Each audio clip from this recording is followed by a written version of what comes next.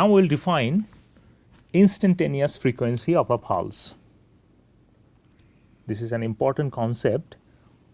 Instantaneous frequency of a pulse is defined by the time derivative of the total temporal phase, which is nothing but this one. Phi t, this phi total is the total temporal phase of the pulse. If instantaneous frequency does not change over the time, then the pulse is called transform limited pulse. And if instantaneous frequency changes over the time, then the pulse is called chirp pulse. So we have given two different definitions of pulses. One of them is transform limited pulse, another one is chirp pulse. For an ultrafast pulse with phi t equals 0, if phi t is 0, that is the complex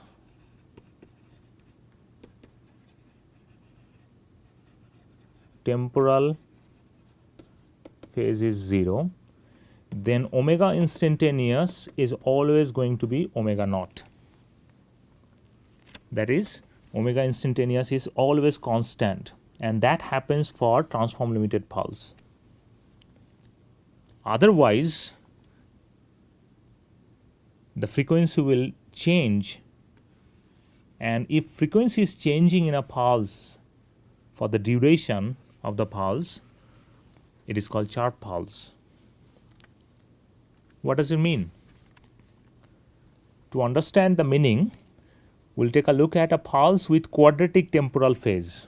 We said that phi t can be a function of time. Here we are taking an example of bt square, that is also a function of time, a quadratic function bt square, b is constant.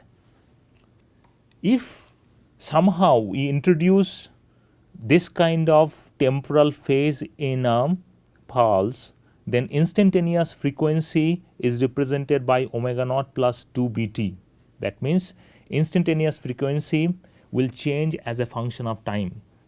Here it is linearly changing. So I have shown instantaneous frequency plot as a function of time. It is changing linearly here. And because it is changing linearly, what we expect, a pulse having different frequency at different time. In this regime I have lower frequency, and in this regime I have higher frequency. So this figure depicts a pulse with quadratic temporal phase. The variation of phi t and omega instantaneous with respect to time in the pulse is also shown here. A pulse with quadratic temporal phase is called to be linear chirp. Instantaneous frequency swifts or frequency changes, because instantaneous frequency over the pulse varies linearly with respect to time. For a given spectrum, the temporal behavior of a pulse may change depending on the chirp it contains. Presence of chirp will always stretch a pulse in time. So for a given spectrum, that means number of frequency components is fixed. Number of frequency components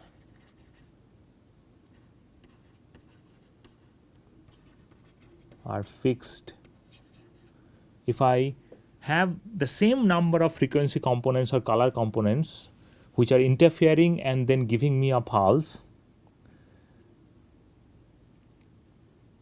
then a transform limited pulse, a pulse without chirp, will not see any change in frequency with respect to time. That is why instantaneous frequency is always constant, which is nothing but carrier frequency.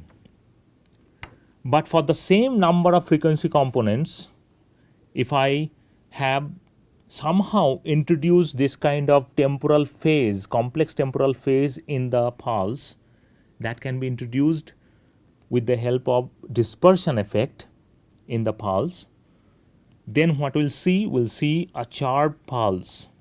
And we can remember this one, that a sharp pulse for a given frequency components, a sharp pulse will always be longer than a transform limited pulse.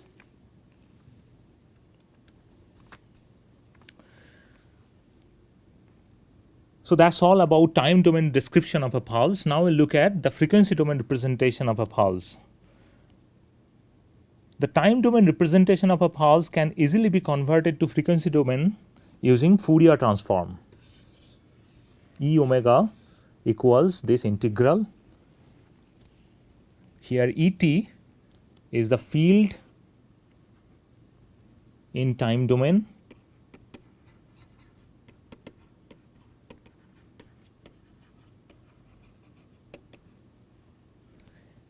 and E omega is again the field in frequency domain.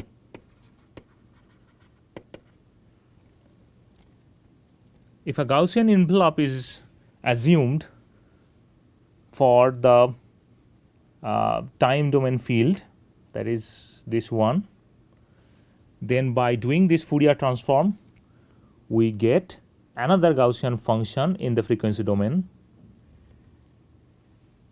which is represented by e to the power minus a omega minus omega naught square whole square. But what is the difference between this Gaussian, the Gaussian in frequency domain, and the Gaussian in time domain? In the time domain, the field envelope is centered at t equals 0 always, and that's why it is represented by e to the power minus at square.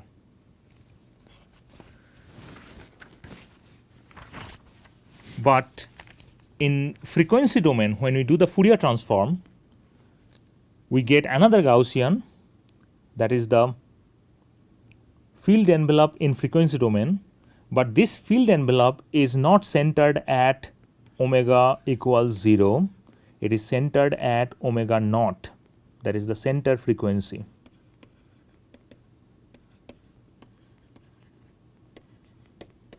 Of the pulse.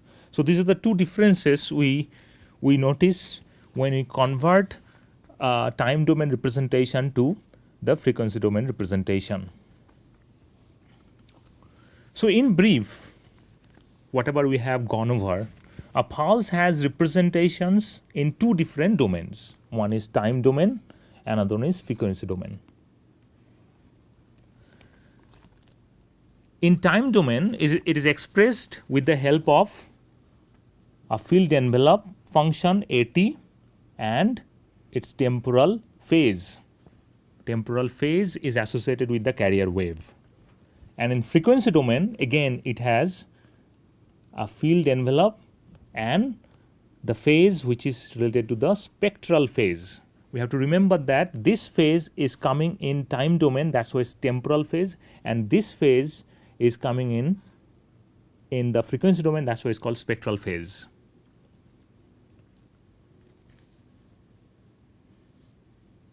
After understanding these mathematical representations of an ultrafast pulse, it is quite instructive now to ask, how do we connect these mathematical representations to lab-based measurements? Can we measure AT? Because in order to represent my pulse, I need to know either AT and temporal phase, or I need to know field envelope and spectral phase. Can we measure them? A pulse with a center wavelength 800 nanometer. Now center wavelength is 800 nanometer, which means it is associated with omega naught, which is nothing but omega average, which means all different frequencies are interfering. After the interference, we get the resultant frequency of the total field, and that resultant frequency is omega naught. And we have assumed that it is transform limited pulse. If it is not a transform limited pulse, then this omega naught would be changing, or instantaneous omega will change over the time, over the pulse. So here we have assumed that it is a transform limited pulse, and the center wavelength is 800 nanometer. Often we call 800 nanometer pulse. It means that a pulse with center wavelength 800 nanometer. Now, if you consider the center wavelength 800 nanometer, then the optical period of this pulse, which means the time to take from here to here, is going to be 2.7 femtosecond. As simple calculations, one can do that very quickly. 2.7 femtosecond. On the other hand, the response time of all time-sensitive detectors such as photodiode, photomultiplier tube, CCD camera, etc. is mostly nanoseconds. And this is why time-sensitive detectors are way too slow to measure optical cycles of a pulse. We cannot measure this kind of oscillation, we cannot view this kind of oscillation with the help of time-sensitive detector, available time-sensitive detectors.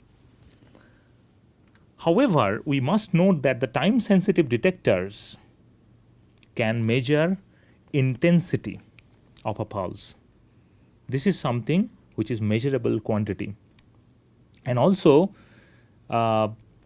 grating-based spectrometer can measure the spectrum. So these are spectrum and intensity.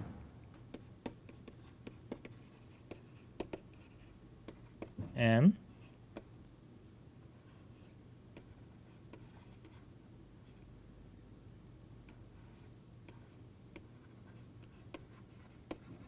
spectrum and intensity, these are measurable quantity, and we have to connect them to AT or A omega or phi t and phi omega, spectral phase, temporal phase, or those envelope functions. So that is our next task.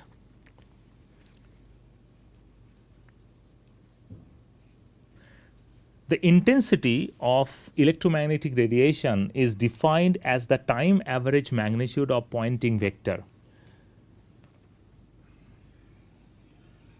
This comes directly from Poynting theorem. From Poynting theorem, we find that intensity of a pulse is nothing but the square modulus of the field.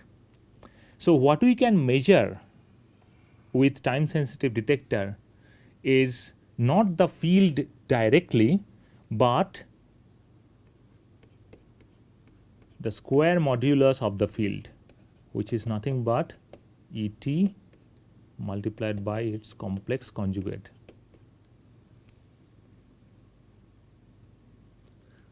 For most of the theoretical calculations and experimental measurements related to ultrafast optics and spectroscopy, a good approximation for an ultrafast pulse is the Gaussian pulse, which we have shown here.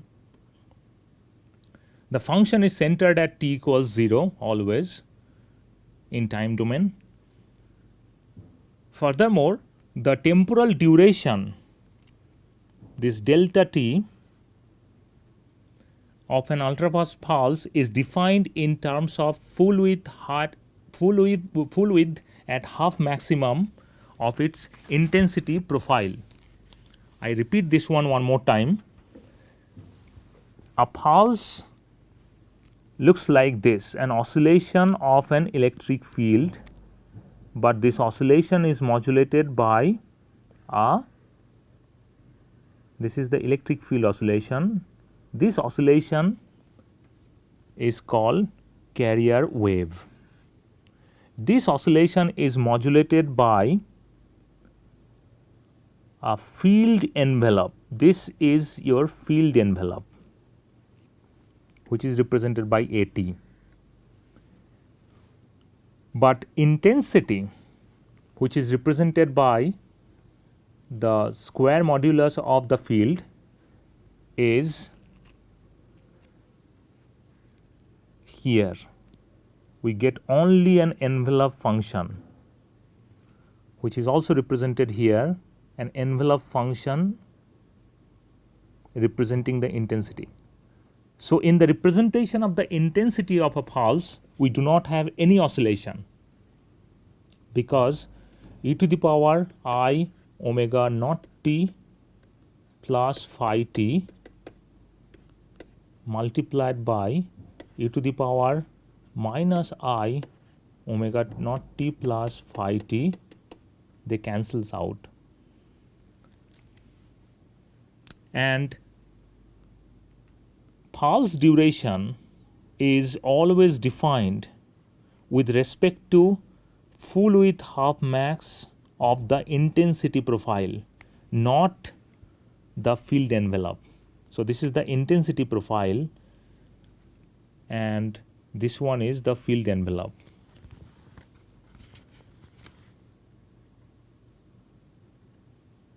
Because the intensity of a pulse is nothing but the square modulus of the field, only time domain representation of the pulse cannot distinguish pulses with and without chirp. Let's draw this one. I have a pulse.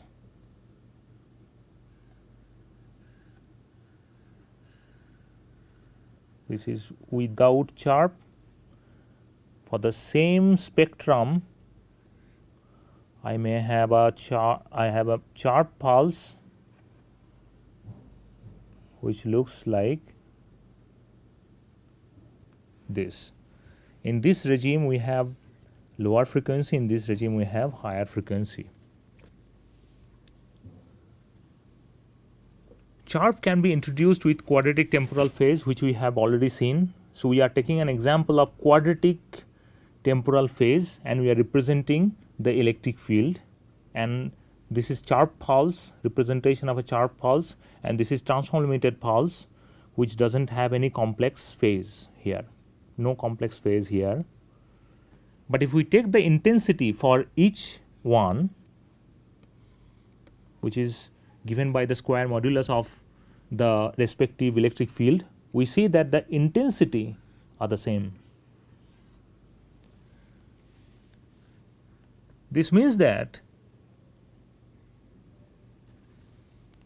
the time domain representation of the pulse cannot be distinguished. The time domain representation cannot distinguish a chirp pulse and a transform limited pulse. The quadratic temporal phase has dramatic effect on the pulse, but this dramatic effect cannot be judged or felt if we view the pulse in only time domain. Frequency domain representation is necessary. So in frequency domain, we have field envelope in frequency domain and spectral phase. And again, the spectrum which we measure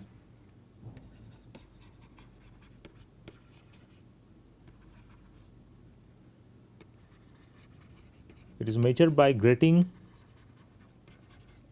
based spectrometer.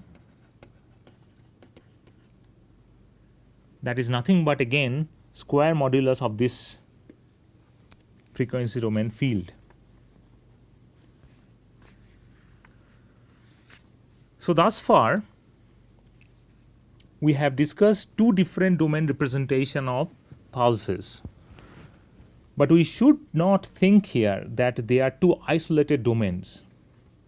In fact, they are interconnected. A simple interconnection can be realized through this time bandwidth product, delta t, delta nu.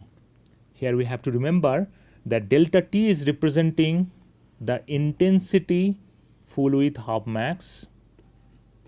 This is IT, not ET, and delta nu is representing the spectrum, that is S omega, not E omega. It is represented by this, and this omega is converted to nu by this equation, omega equals 2 pi nu. So when you talk about time bandwidth product, we are looking at the time duration of the pulse and the bandwidth of the pulse. Time duration of the pulse is defined with respect to full width half max of the intensity profile, and the bandwidth is represented with respect to full width half max of the spectrum. To understand time bandwidth product, we will take an example of a Gaussian pulse with and without chirp. First, we will closely look at transform limited Gaussian pulse. This means that this is a pulse without chirp. This is given by this equation. Here, we remind ourselves that a phi t, that was complex temporal phase, is 0. And that's why it is transform limited pulse, which looks like this.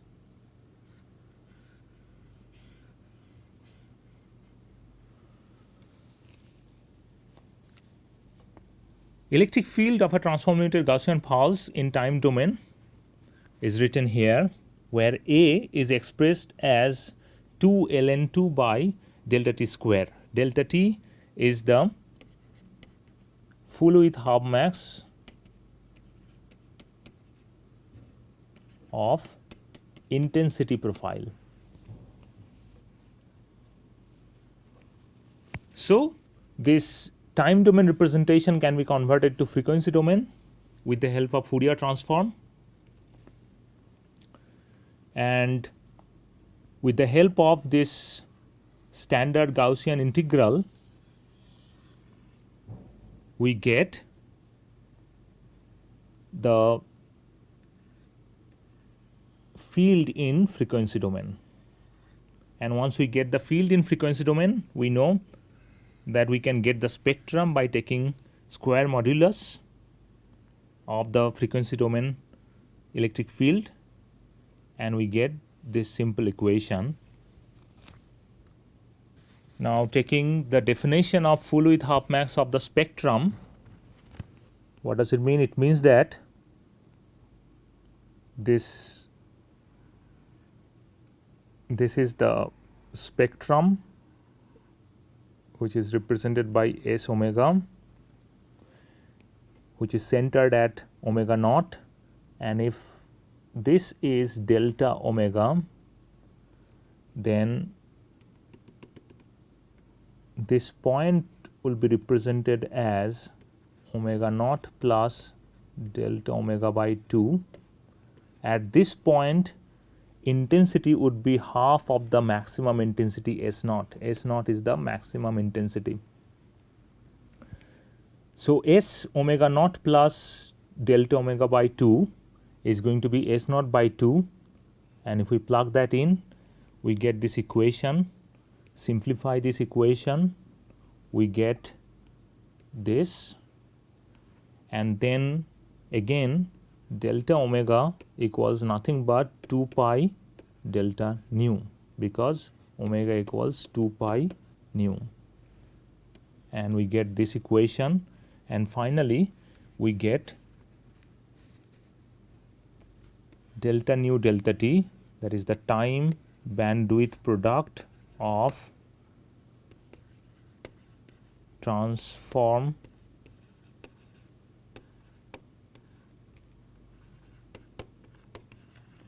limited Gaussian pulse as 0.441. The product of temporal and the spectral width is called the time bandwidth product for a Gaussian pulse, TBP, which is 0.441. This relationship, which is similar to time energy uncertainty principle in quantum mechanics, states that shorter pulse requires a broader spectrum. TBP is minimum for a transform limited pulse, that is for a pulse with the shortest possible temporal distribution for a given spectrum.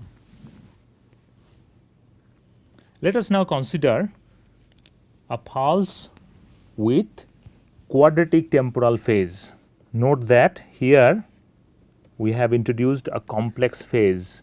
Phi t is now bt square I have included, and in this case pulse would look like this. It should start with this, and slowly it will move to higher frequency.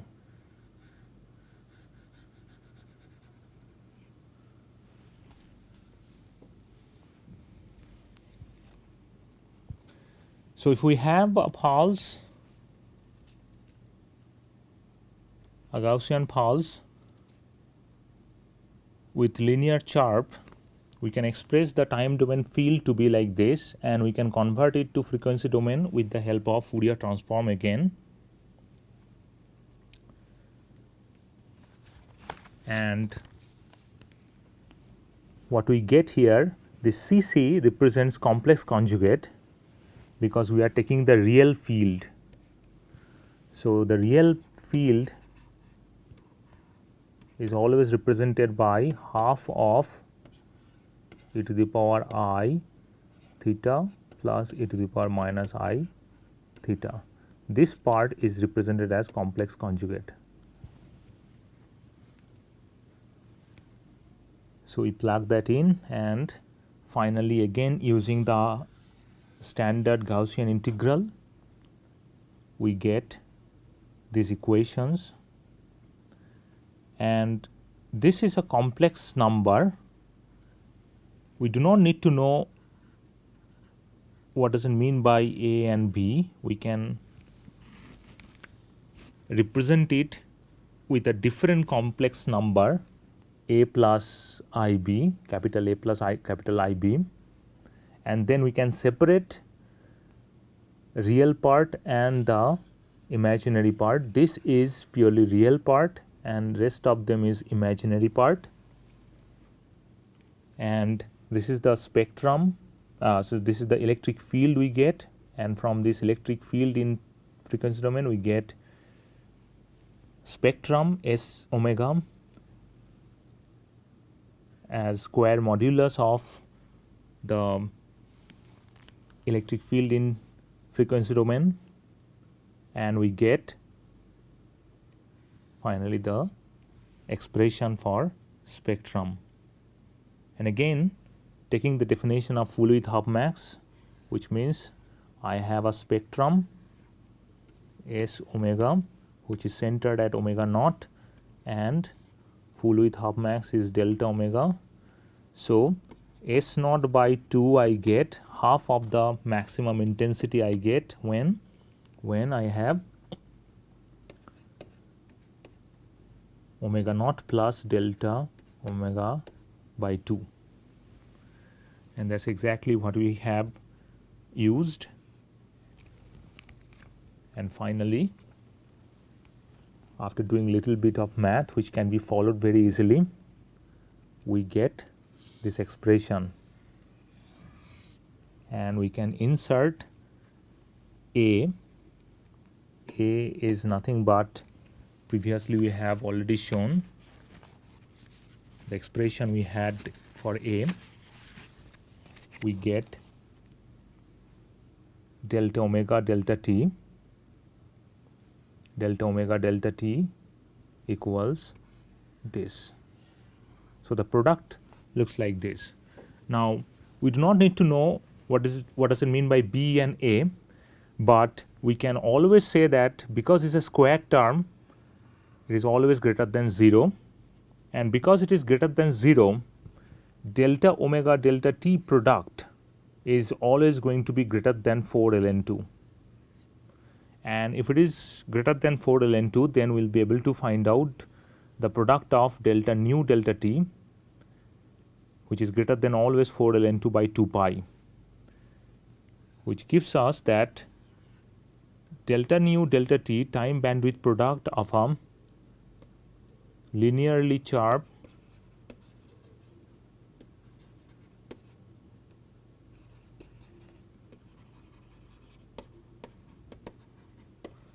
Gaussian pulse, linearly sharp Gaussian pulse, is always going to be greater than 0.441.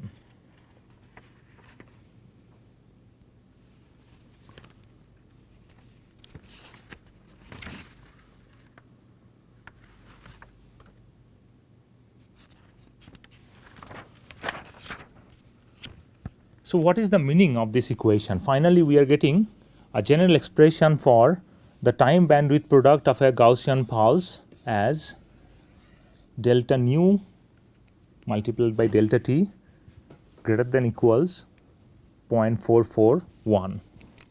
This means that for a given source, when I have a source is fixed, that means number of frequency component is fixed, spectrum is constant. How many frequency components we have is constant. For that given source or for that given bandwidth, delta nu is fixed. For a given bandwidth, transform limited pulse represents the shortest duration pulse. For the same given bandwidth, chirp will always broaden the pulse in the time domain. So these are the two consequences we find from time bandwidth product, and this idea is comparable to the quantum mechanical uncertainty principle. With this, we come to the end of this module.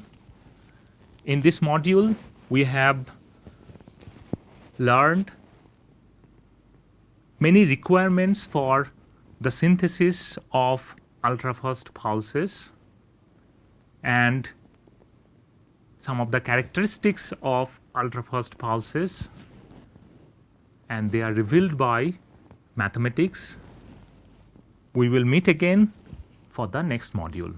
Thank you.